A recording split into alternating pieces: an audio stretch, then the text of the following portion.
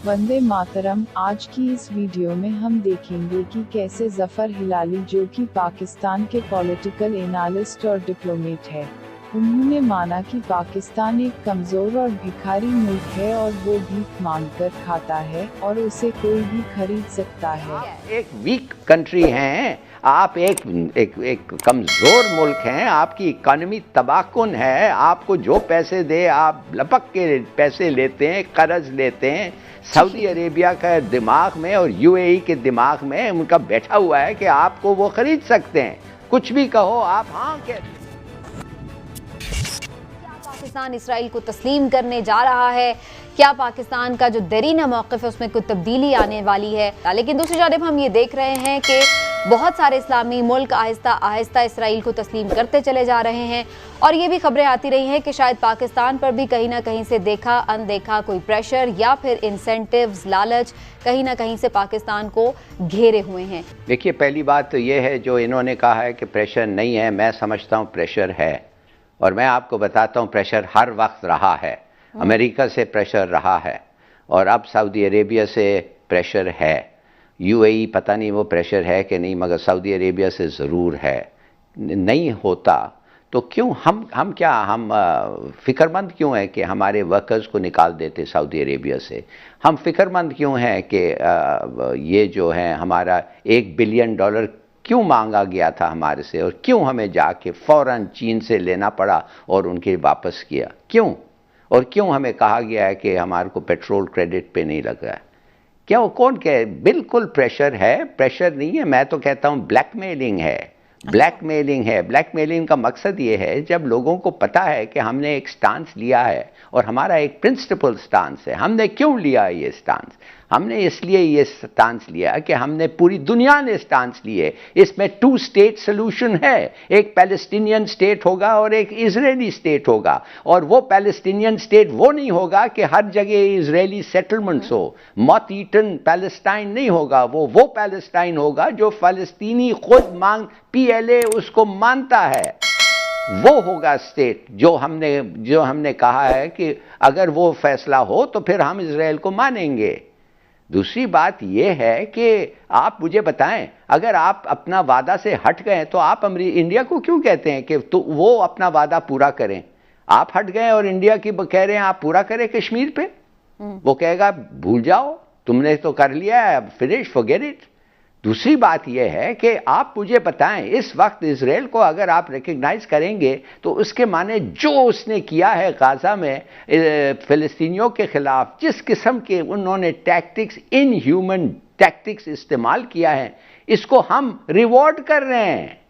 ये despicable tactics को हम रिवॉर्ड कर रहे हैं, इसको हम एक मेडल दे रहे हैं। हम कह रहे हैं आओ तुम इतने अच्छे हो, हालांकि तुमने ये किया है या इसलिए कि तुमने ये किया है कि हम तुम्हारे को रिकग्नाइज करते हैं।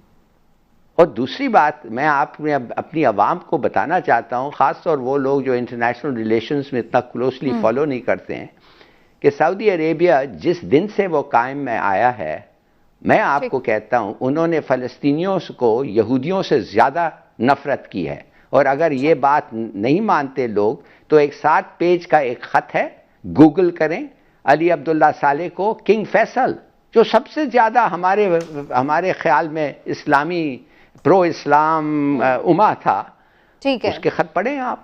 उस खत में क्या लिखा हुआ है? और अगर हम फ़लस्तीन को एक साइड पे भी रख के सिर्फ इंडिपेंडेंटली अपने और इजराइल के भी ताल्लुकात का सोचें तो वही बात है कि वो भी हमारे साथ कितना सिंसियर है, ये भी तो हमें देखना है ना। जहां वो उन्हें मौका मिल रहा है वो तो हमें हिट करने की कोशिश कर रहे हैं, तो हम क्यों उन्हें रिकग्निशन से क्या होगा भाई? रिकग्निशन से क्या होगा? यही मैं बात आपकी बात में कह रही हूँ। हम और हिंदुस्तान एक एक को रिकग्नाइज करते हैं और 4 जंग लड़ रहे हैं हम। क्या पता नहीं है लोगों को किस किस्म का ख्याल आते हैं ऑनेस्टली। तो फिर हिलाली साहब ये बात बार बार हो क्यों रही है? हो क्यों रही है? रिकग्निशन होनी चाहिए, नहीं होनी चाहिए, हो क्यों रही है बार बार ये बात? इसलिए कि आप एक वीक कंट्री हैं, आप एक कमजोर मुल्क हैं, आपकी इकॉनमी तबाहकुन है, आपको जो पैसे दे आप लपक के पैसे लेते हैं, कर्ज लेते हैं। सऊदी अरेबिया का दिमाग में और यूएई के दिमाग में उनका बैठा हुआ है कि आपको वो खरीद सकते हैं, कुछ भी कहो आप हाँ कहते हैं। आपके जो सरबराह हैं जो उधर जाते हैं, और आप देखना चाहिए उनको किस तरीके से कहते हैं मुझे एक प्लॉट चाहिए, मैं आपके मुल्क में सेटल डाउन होना चाहते हैं। आप कभी सोच सकते हैं कि उनका क्या एटीट्यूड है? आपके हर जगह हमारे लिए मसला बन जाती है। थर्ड रेट प्राइम मिनिस्टर और प्रेसिडेंट।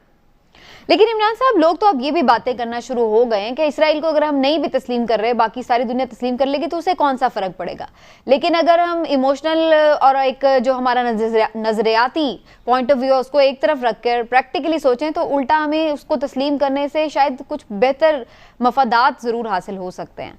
आप समझते हैं कि इस तरह फैसले करने ज्यादा लॉजिकल तरीके से सोच के फैसले करने अभी तक तो जो भी सामने आए ना मामला, तो सबसे जो केस लड़ा गया फ़लस्तीन का, उसमें सबसे ज़्यादा अच्छा केस सऊदीया की तरफ से लड़ा गया, उन्होंने लीड किया, और शाह अब्दुल्ला ने जो प्लान भी था वो उन्होंने पेश किया था। इसलिए सऊदी अरब को बिल्कुल मैं तो नहीं समझता कि ऑल आउट कर दिया जाए।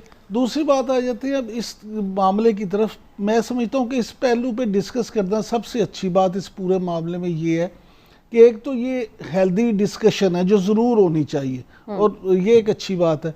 दूसरी ये कि जिस तरह से हमारी हुकूमत ने, इमरान खान साहब ने, वज़ीर आज़म इमरान खान ने जिस तरह से कैटेगोरिकली इस पे अपना मौक़िफ़ दिया है, अल्लाह करे वो तमाम मामलात में इसी तरह से कर दें। बड़ी अच्छी बात है कि खुल के उन्होंने इज़हार किया कि पाकिस्तान ऐसा नहीं करने जा रहा।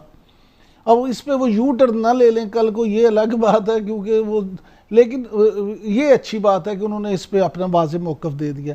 लेकिन सबीना, हमें ये भी समझना होगा कि ये सारा मामला है क्या।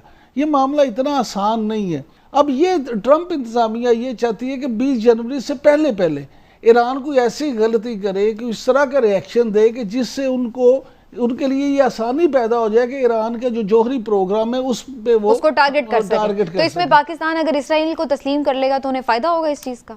नहीं, पाकिस्तान सिर्फ इसराइल को तस्लीम करने से ये फ़ायदा नहीं होगा। पाकिस्तान असल में ऐसी पोजीशन में है कि पाकिस्तान लीड करता है इस्लाम को, वो वाहिद दुनिया की एटमी ताकत भी है, मुस्लिम एटमी ताकत। सऊदी अरब भी उस वक्त तक अगर करना भी चाहे तो पाकिस्तान के बगैर वो उसको तस्लीम नहीं कर सकता। लिहाजा ये सारे जो मामलात हैं, इसलिए भी मैं इस बात पे हिलाली साहब के साथ 100% मुत्तफिक हूँ कि जिस मुल्क पे इसराइल को तस्लीम करने के लिए सबसे ज़्यादा दबाव और प्रेशर होगा वो पाकिस्तान ही है। हिलाली साहब, आपका जो ईरान और इसराइल के मामले पर इमरान साहब ने पॉइंट ऑफ व्यू दिया, उस पर क्या पॉइंट ऑफ व्यू है और आप क्या समझते हैं पाकिस्तान का इस सारे सिलसिले में क्या किरदार हो सकता है? देखिए, पहली चीज़ मैं आपको बता दूं कि 1990 में मई में इज़राइल ने हमारे न्यूक्लियर रिएक्टर्स पे हमला करने वाला था।